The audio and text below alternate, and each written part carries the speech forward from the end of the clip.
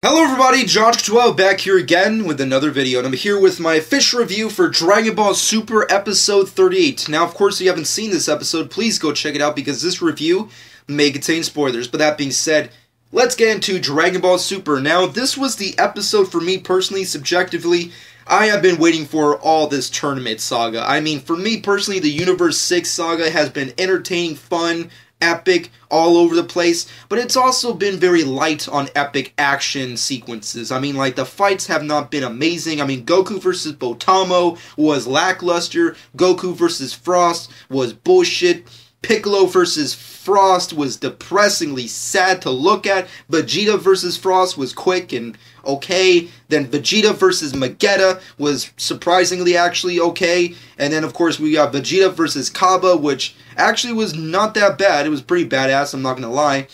But still kind of whatever, because he's just became a Super Saiyan, so he's kind of irrelevant when he's fighting Super Saiyan God, so whatever. And now we got Vegeta versus the Assassin, the flawless Hitman. Hit has come to dominate that Saiyan ass. And for me personally, this was the best episode at this point in time. I don't know. There's other episodes coming, possible new future sagas beyond this tournament.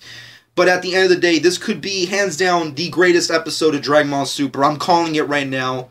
I could be eating my words later on next week, maybe the week after that, so on and so forth. But I'm just saying this was hands down my favorite episode. I mean, let's get into spoilers. Vegeta versus Hit. We already knew how this is going to go down. Sorry, fanboys and fangirls of Vegeta, but I'm sorry. Vegeta had no chance fighting Hit. He is a badass. He is a trench coat built into his body. He's going to kick that ass. There's no way Vegeta's going to win.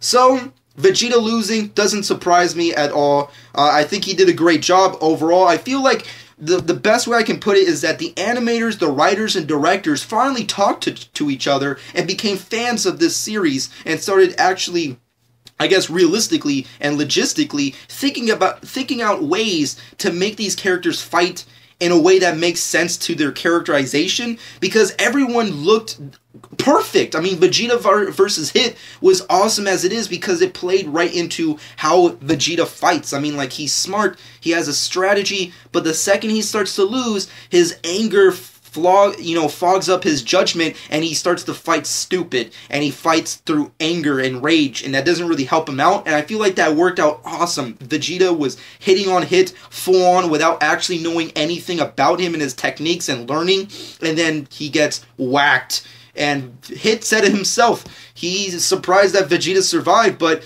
you know what? If I could have killed him right now because, you know, I don't really care. And now it's freaking epic. I'm just going to say it. I mean, Vegeta, he fought valiantly, and he did a great job in this tournament. I mean, he beat down Magetta, Frost, and Kaba in a row, so Vegeta did well in this tournament. But let's face facts.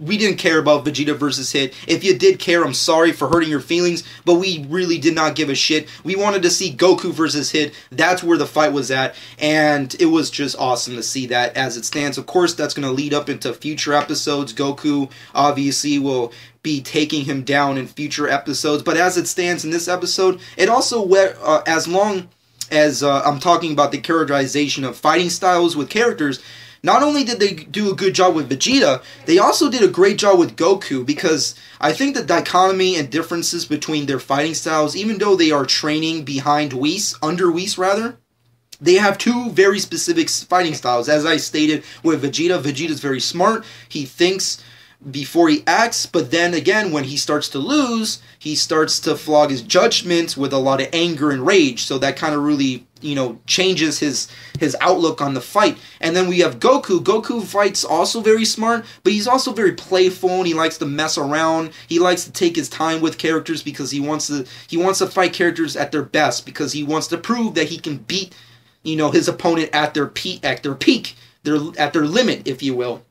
And I think they play that off well. I mean, Goku was just messing with Hit. Hit was just dominating the fight as usual because Hit is a badass. His name is Hit. He's an assassin from Universe 6. Beerus and Champa are scared of his ass. You know he's a fucking challenger. But anyways, regardless, Goku fought very epically. I mean, like, he was just kicking... I mean, like, come on. The animators did a pretty decent job putting down some epic fighting sequences for Goku. And also, I liked how Goku...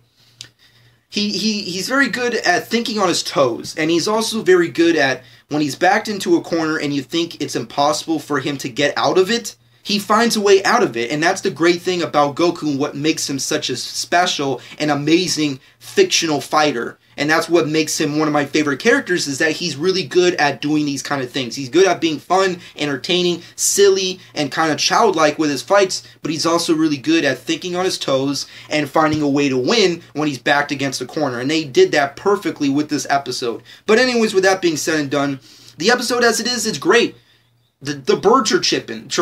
They're chirping because the episode was great. I can hear them right now. It was fucking good episode. Come on, folks. For me... the big standouts was Vegeta taking down Hit, seeing his abilities. We get to find out through the god speaking that he has this specific ability that's called Time Leap, if I'm not mistaken, where he's able to skip through time a couple seconds or a couple milliseconds, if you will, so he can dodge every character's attack before it happens and counter it with a different attack and what have you. So I'm pretty sure...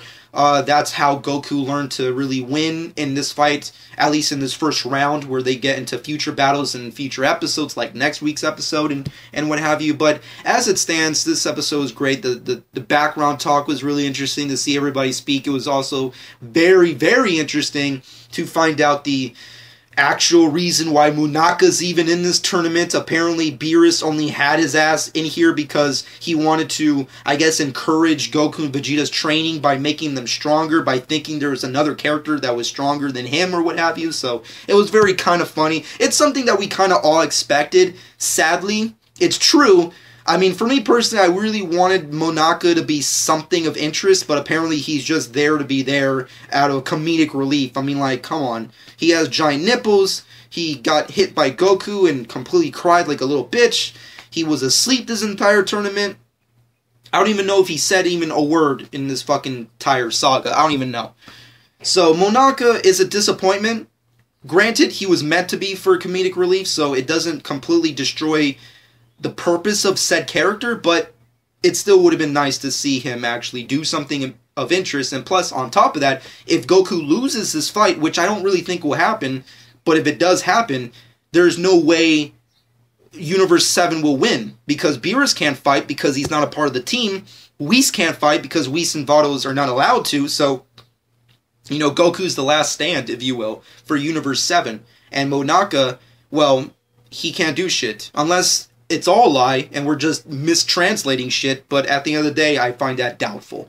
But as it stands, this episode was very interesting and I liked it. My final verdict for this episode is a solid 10 out of 10. Yes, this episode deserves a godlike verdict, and it gets a solid 10 out of 10. I loved it. The animation was great.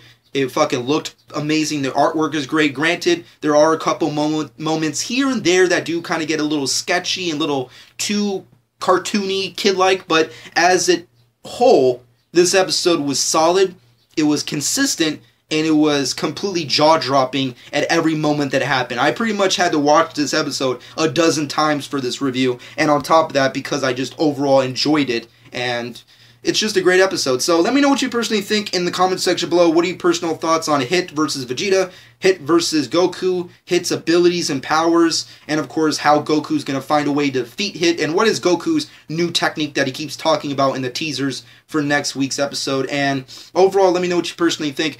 And of course, if you haven't done so, please go to my channel and check out my Chapter 10 review of Dragon Ball Super manga. And on top of that, if I'm not mistaken, the Dragon Ball Super manga has been volumized. There's volume 1 that's come out already, and apparently you can buy it now.